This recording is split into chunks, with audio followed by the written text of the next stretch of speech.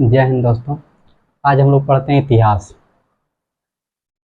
इतिहास में हम लोग पढ़ेंगे प्राचीन प्राचीन भारत का इतिहास। नहीं कि प्राचीन भारत का इतिहास क्या होता है, शुरुआती से हम स्टेप बाय स्टेप पढ़ेंगे। एकदम इतिहास वैसे भी रटने वाली चीज़ नहीं है, इसको हम लोग क्या करेंगे, समझ के पढ़ेंगे और देखते ही देखते हम लोग क्या हो जाएगा, याद हो जाएगा। तो चलिए हम लोग देखते हैं कि प्राचीन भारत का इतिहास आखिर स्टार्ट कहाँ से होता है और इसको क्या क्या इसमें पढ़ना है। तो स्रोतों के आधार पर इतिहास को क्या कितना भाग में बांट दिया, 3 भाग में। कौन कौन? प्रागैतिहासिक काल, आद्यैतिहासिक काल और ऐतिहासिक काल। तो प्रागैतिहासिक काल, आद्यैतिहासिक काल और ऐतिहासिक काल क्या होता है? तो प्रागैतिहासिक काल, इस काल में मानव किसी लिपि और लेखन कला से परिचित नहीं थे। ये जो काल था प्रागैतिहासिक काल, इस काल में मानव जो था, यानी कि जो भी था हम लोग का पूर्वज था, वो क्या था, किसी भी लिपि और किसी भी लेखन से परिचित नहीं था। लिपि का मतलब होता है चित्र। लिपि का मतलब क्या होता है? चित्र। और लेखन का मतलब क्या होता है? जो हम लोग लिख रहे हैं, पढ़ रहे हैं, इसी को हम लोग क्या कहेंगे, लेखन। तो लिपि जो होता है, जैसे कुछ कुछ काल में क्या होता है, लिपि से परिचित था। लिपि का मतलब होता है कुछ जैसे हाथी को बना दिया, या तो पानी पीना है तो सिर्फ बोतल को बना दिया, यानी कि चित्र को दर्शा के कोई भी वस्तु या कोई भी सामान को लेंगे, जो भी सामान लेना है उसका चित्र को दर्शा दिए। उसमें बोलने उलने के लिए नहीं जानते थे, तो क्या कुछ लेना, जैसे मार्कर लेना है तो मार्कर चित्र मतलब हम लोग बनाने जान रहे तो मार्कर को क्या करेंगे, ऐसे करके मार्कर को बना देंगे। आज जब बोलेंगे तो वो क्या करेंगे, हमको मार्कर दे देगा। यानी कि बोल नहीं पा रहे हैं लेकिन चित्र से हम लोग परिचित हैं, तो उसको उसी को हम लोग क्या बोलेंगे, लिपि बोलेंगे। तो जो प्रागैतिहासिक काल है, इस काल में मानव ना तो लिपि से परिचित है और ना ही लेखन से परिचित है। अब उस समय पता नहीं कैसे लोग के जीवन काल आगे बढ़ रहा था, वो तो हम लोग को पता नहीं है। तो हम लोग याद रखेंगे प्रागैतिहासिक काल में, इस काल में मानव ने ना तो किसी लिपि से परिचित है और ना ही लेखन से परिचित है। जैसे पाषाण काल और ताम्र काल। पाषाण काल होता है कि पत्थर वाला काल को हम लोग क्या कहेंगे, पाषाण काल। और ताम्र काल होता है कि ताम्र औजार के, और कोई भी औजार बनाने के लिए तामा 2 चीज से मिलकर बनता है, कस और टीन। तो तामा का औजार बना के उस समय उपयोग करते थे, इसलिए उसको ताम्रकाल कहते हैं। अब पाषाण काल यानी कि पत्थर का औजार बनाकर पत्थर से ही कोई भी काम को करते थे, इसलिए उसको क्या कहेंगे, पाषाण काल। तो पाषाण काल, ताम्रकाल में जो भी मानव थे उस समय, जो भी हम लोग का पूर्वज थे, उसमें वो ना तो बोलते थे और ना ही क्या करते थे, लिखते थे, और ना ही लिपि उपि से परिचित थे। चलिए आगे समझते हैं इसमें।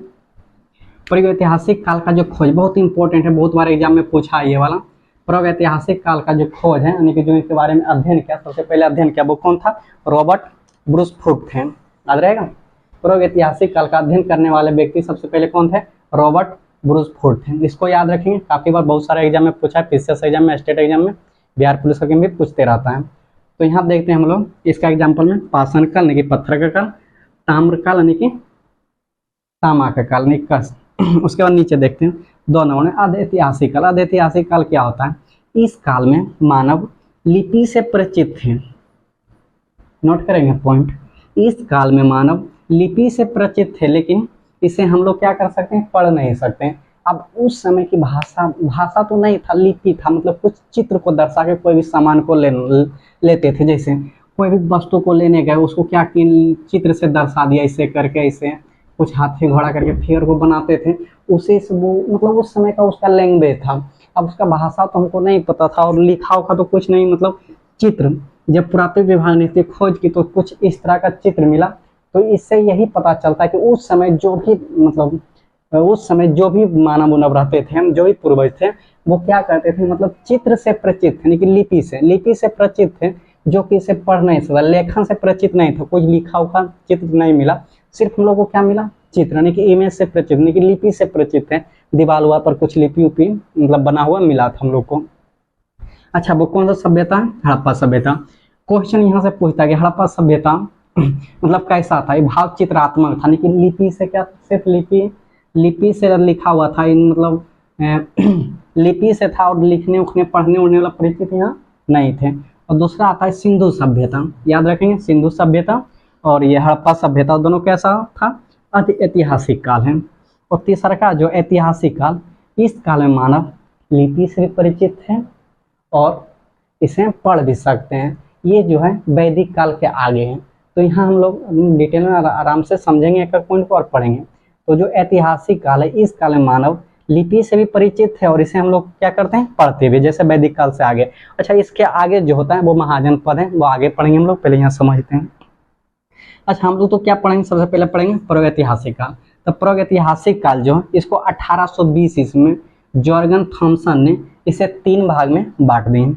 अब नीचे नहीं दिख रहा है तो इसलिए हम क्या करेंगे, थोड़ा सा ऊपर को मिटा देंगे और लिखेंगे।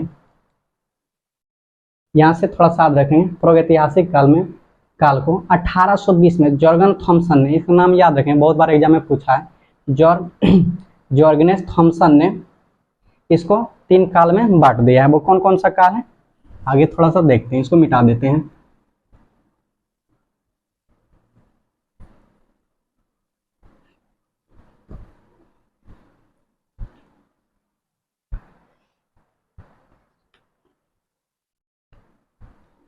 नंबर 1 में पाषाण काल,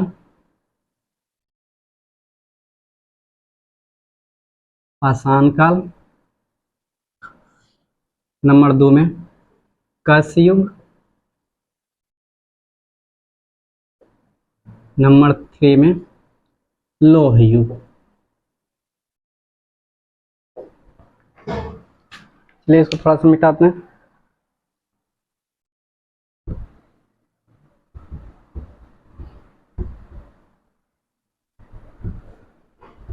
अच्छा, यहाँ नोट में लिखा हुआ है भारतीय पुरातत्व जनक, ये बहुत इंपॉर्टेंट है, बहुत एग्जाम में पूछा है।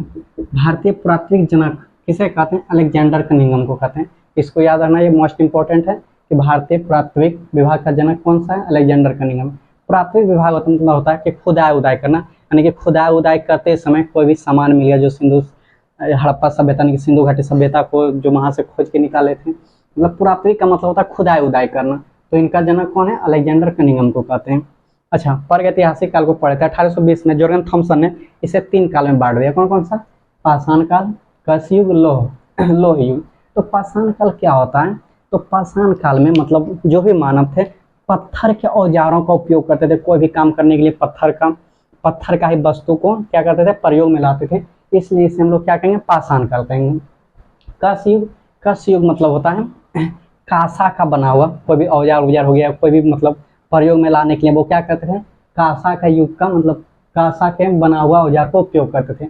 और लोह युग में लोहा से परिचित हो गए, लोहा का औजार बनाने लगे, इसी का उपयोग में लाने लगे, इसलिए इसको हम लोग क्या कहेंगे, लोह युग यानी कि आयरन एज कहा जाता है।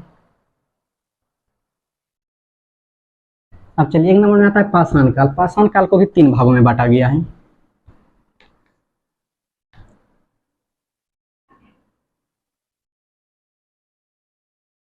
पाषाण काल को 3 भागों में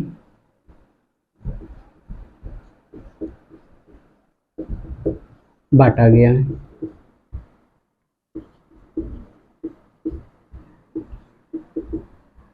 नंबर 1, पाषाण काल को 3 भागों में बांटा गया। ये समझ में आ गया, पाषाण काल मतलब पत्थर से बना हुआ औजारों को उपयोग करते थे, प्रयोग में लाते थे, इसलिए इसको हम लोग क्या बोलेंगे, पाषाण काल। कस्य युग मतलब कस्य युग मतलब तांबा और टीन से मिलकर बनता है कस्य, तो कांसा के बने औजार सामान जो भी प्रयोग में लाते थे उस काल में, इसलिए उस युग को हम लोग क्या कहते हैं, कस्य युग। और लोहा से बने औजार सामान वस्तु जो भी होगा प्रयोग में लाते थे उस युग में, इसलिए इसको क्या कहेंगे, लोह युग कहेंगे। अब हम लोग पढ़ते हैं पाषाण काल को 3 भागों में बांट दिया। नंबर 1 पाषाण काल को कितने भाग में बांटा है, 3 भाग में। अब पढ़ते हैं कि पाषाण काल को 3 भाग में कौन कौन सा, वो 3 भाग है। तो नंबर 1 में आता है पूरा पाषाण काल, पूरा पाषाण काल, पूरा पाषाण काल। नंबर 1 में आता है पूरा पाषाण काल। नंबर 2 में मध्य पाषाण काल, मध्य पाषाण काल।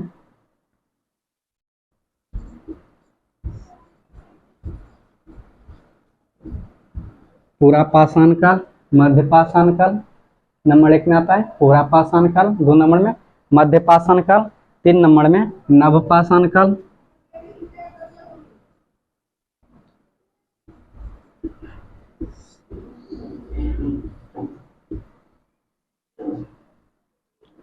पाषाण काल को भी 3 भाग में बांट दिया, पूरा पाषाण काल, मध्य पाषाण काल, नव पाषाण काल।